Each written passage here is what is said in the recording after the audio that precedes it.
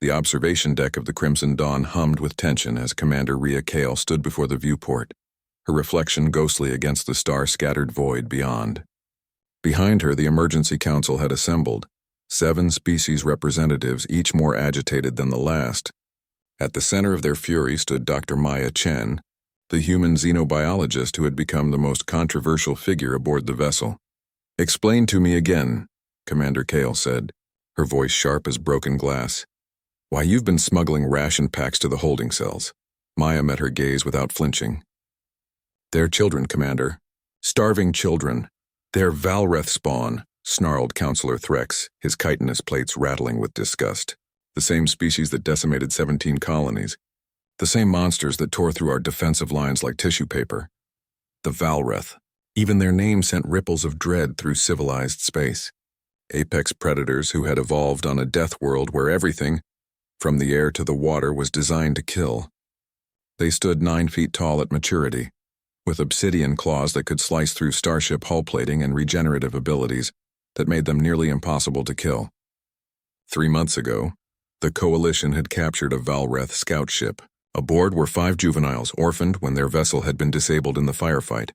"They're juveniles," Maya insisted, her hands clenched at her sides. "Not even adolescents yet. The oldest is barely 7 standard years. Old enough to bite through reinforced steel," Kyle reminded her coldly. "Old enough to kill?" Maya's jaw tightened. She had spent the last 3 months studying the Valreth cubs, watching them huddled together in their cell, frightened and confused. The galaxy saw monsters. She saw children traumatized by war, torn from everything they knew, caged like animals by the very species who claimed moral superiority. "Permission to speak freely, Commander?" Kale nodded once, her expression unreadable. "We're terrified of them because we can't comprehend what they are," Maya said. "But fear doesn't give us the right to be cruel. They're sentient beings, and right now they're in pain." "They're weapons," Threx interjected. "Biological killing machines bred for conquest." "They're scared," Maya shot back. "I've documented their behavior patterns. They comfort each other when they have nightmares. They draw pictures on the walls with food scraps, images of what I think are their families. They sing to each other in the dark." Commander Kale's expression didn't change, but something flickered in her eyes. Doubt, perhaps, or maybe just exhaustion. The war had taken everything from everyone. There were no easy answers anymore, no clear lines between justice and revenge. "Your attachment compromises this ship's security," Kale said finally. "Effective immediately, you're relieved of all duties related to the Valreth prisoners. Security Chief Vornax will handle their containment." Maya's blood ran cold.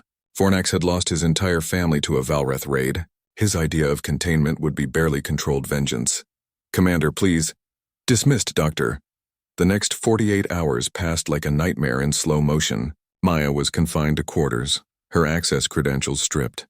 She could hear the whispers through the ship's corridors. That Vornax had ordered the cubs' rations cut to minimum sustenance levels. That the cell temperature had been dropped to uncomfortable levels. That he visited them twice daily, standing outside their containment field and watching them suffer with satisfaction carved into his scarred face.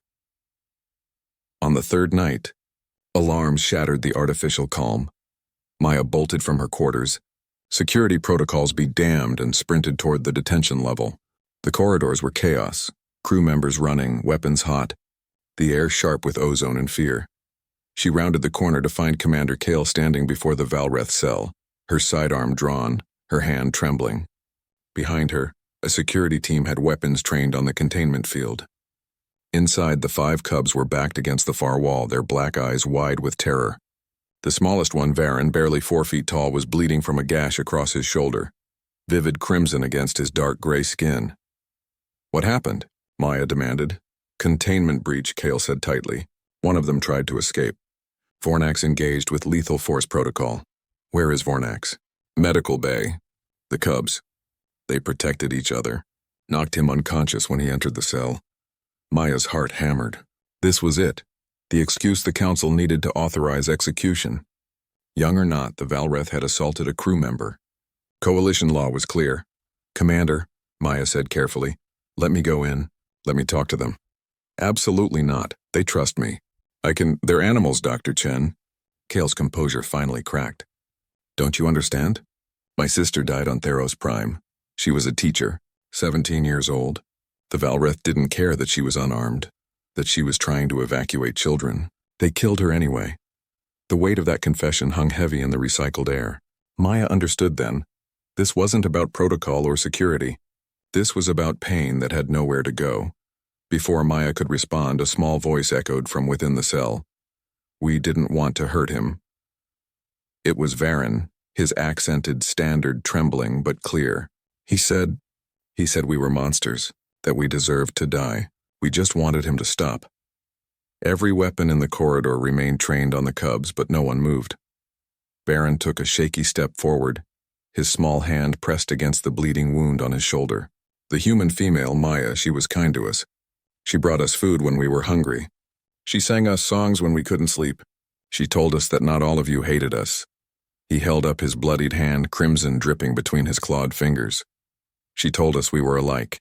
We didn't understand. His black eyes found Maya through the containment field, but now we see.